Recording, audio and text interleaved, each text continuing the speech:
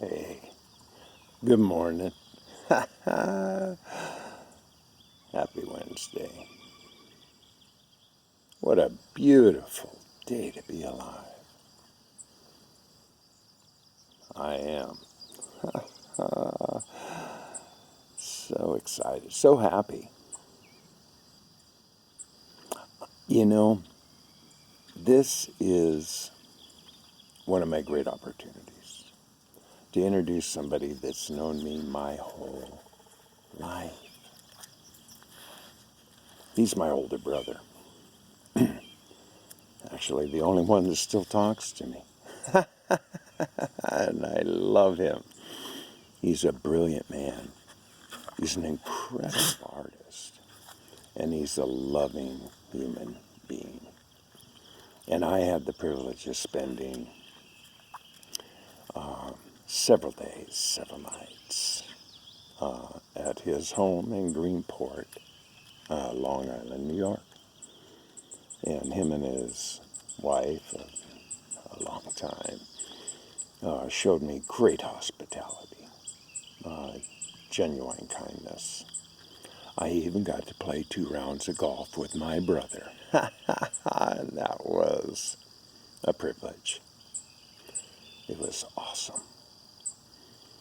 And so I'm going to introduce you to Patrick Henry Calkins, my brother, a brilliant artist, sculptor, painter, illustrator, graphic designer, art director, spent his whole life in art. Pretty cool, huh? Anyway, I'm going to introduce you.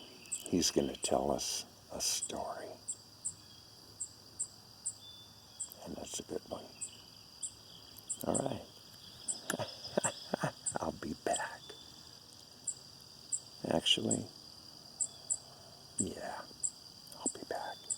There, happy Thursday. What a beautiful day to be alive. I'm here in this gallery in Greenport, Long Island, New York, showing you my brother's drawings of birds that he has been working on for a while. And I'm going to introduce you to my brother Patrick. He's going to tell us some stories. So please welcome Patrick Calkins. Hi, I am Patrick. These drawings I've been doing about 3 years. I studied with a woman who specializes in colored pencil drawing of birds. She listed a class in the newspaper called Drawing the Birds of the North Fork in Colored Pencil. So I took her class. I've taken 2 of them. studied with her, and I just immediately took to it. I really loved doing it. I worked from photographs. I've sold a few of these. I also do fruit and vegetables. Here's a butterfly. I've done in the past painting. I really enjoy sculpture. I've probably been doing sculpture for 30 years. I started in sculpture by carving stone, Carrara marble, which is what Michelangelo carved with. I studied that at the New School of Social Research in New York, associated with Parsons School of Design, where I used to teach. I've painted in acrylics. I've never painted in oils, maybe as a kid. But art is really my life. I knew as a kid I wanted to be an artist and started then. I took a class, I took a career day in high school, a sophomore, and a gentleman by the name of Jess Cawthorn came to the school and pitched his school, which was a commercial art school, the Burnley School of Commercial Art. And that really interested me in maybe having a career in making a living at doing art, which I did. I went to the Burnley School after high school, after 2 years of the Army, and studied there 3 years, moved to New York, got a job on a magazine, and so I worked in publishing 35 years. But in the meantime of doing that, I was always doing my own fine art, which I really love to do. I like to make cool things. I don't care if they sell. I'm not in it for the money. If somebody wants to buy something, I'll certainly share it with them. But recently, I probably create one of these at least once a month. I go to the library where it's quiet and sit there with my pencils and photographs and draw birds. I do that every Tuesday. And within 2 or 3 weeks I have a new drawing. I like to go to thrift shops and buy frames. Most of these frames I buy $2 or $3 at a thrift shop with the idea of putting a bird in them. So it all works out well for me. I've probably been in this gallery a year and a half. I shared this space with my wife, who painted these oil paints, and her friend Marla. The three of us share this space.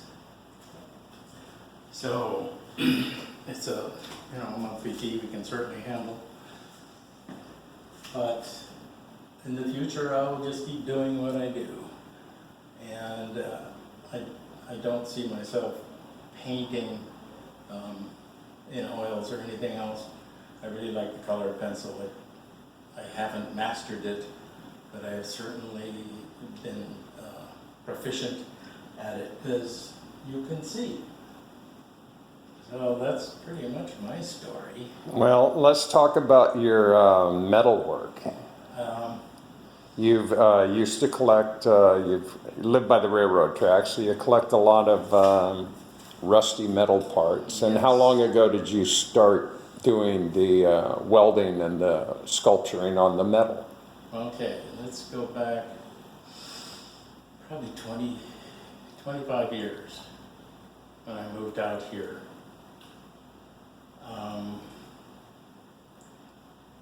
I somehow found online, I guess it was online, that I could buy a welding machine, an arc welder, for a couple $100, I don't know, $250. So I told my brother, I said, my older brother Wally, I want to get a welding machine and start making sculptures. He said, I'll buy it for you if you give me your first piece, which there's a deal, okay. So before the machine arrived, I would collect rusty iron. I live half a block from the railroad tracks that go from here in Greenport back to New York City. So I would walk the tracks, maybe half a mile with a 5-gallon bucket and pick up rusty iron, throw away iron, like railroad spikes, this big little hat on, little cap. I collect those. There'd be other big plates. There'd be connectors. There'd be all these metal parts that, you know, the railroad workmen would come through and throw away all the old stuff. They just throw it on the side. They wouldn't collect it and take it out of there. So I started making little figures, little men out of these railroad spikes. I take 2 of them, turn them upside down, so this would be the legs. I'd take one right side up, that would be his body, and then I'd find little pieces of wire or other metal and weld on the arms. And then I'd weld him to a plate so he'd stand. So I started making those one after the other. I gave my first one to my brother, who still has it. And then I made one for my mom. I don't know who has that now, since she passed on. But then I probably made at least 80 to 100 metal sculptures. I was asked to partake in a show here in Greenport, an outdoor sculpture show, art show. So I made a 6-foot-tall man out of pieces I found. He has legs. He's actually got a fishing pole. His body is an old truck wheel from the 20s, a big, round, rusty truck wheel. Everything I weld is iron. It has to be magnetic. If I take a magnet and put it on and it goes click and sticks to it, I can weld it. It has to be magnetic. That's how an arc welder works. So all my art is rusty iron. I love the rust. I've only painted a couple of them, and I don't like the result. I like to leave them rusty. At one point, I had probably 30 pieces in this gallery, probably 15 years ago, and I'd sell a few, but mostly it was like just putting them all in one space. I built little risers, so they were all over the place. And I still have some of those that didn't sell. But the metal is like, it's almost like a permanent thing. Once in a while they'll rust apart, break off, and I'll just re-weld them.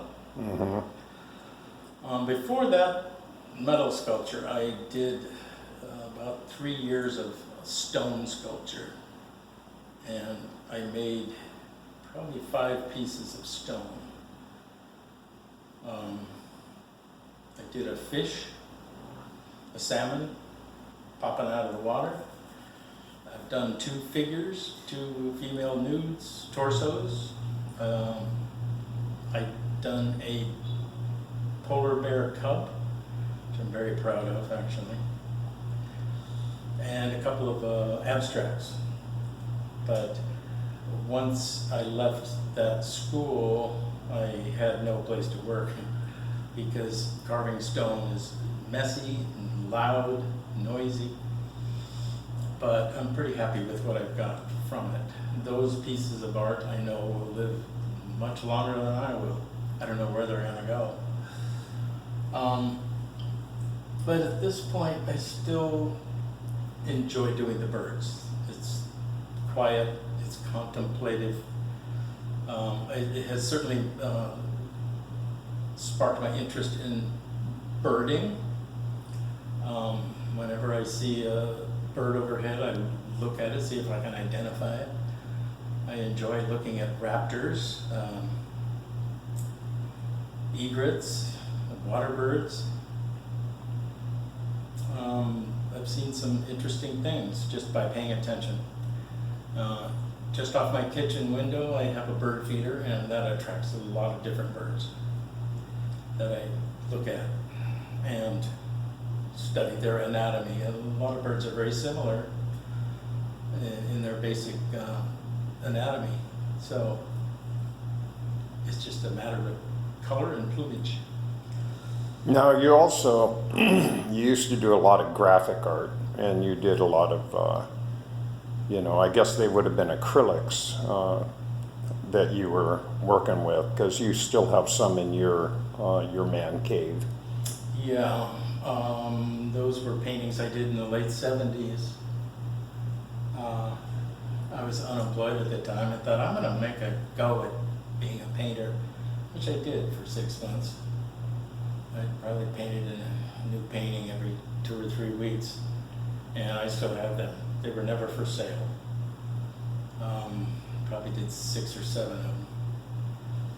And I like the way they turned out. I'm not ashamed of hanging those. I liked working in acrylics.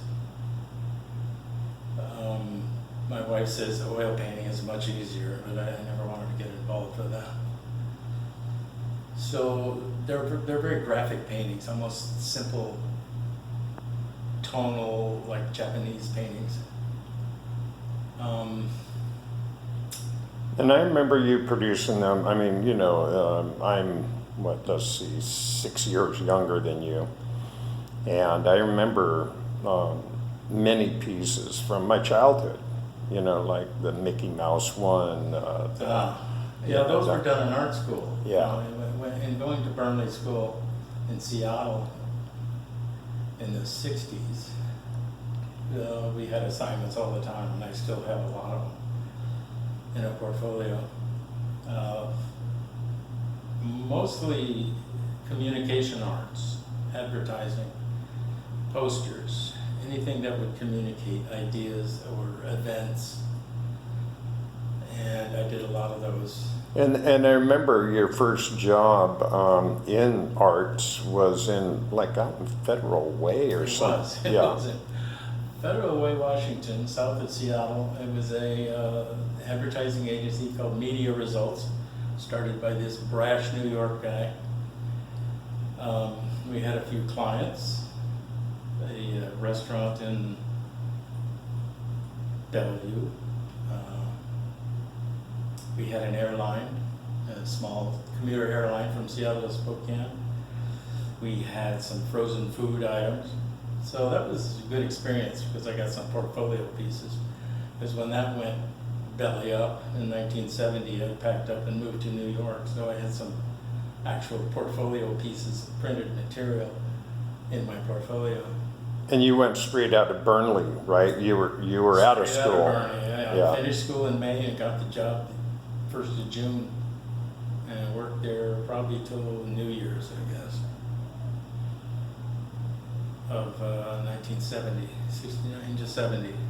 Then I moved to New York in June of 70.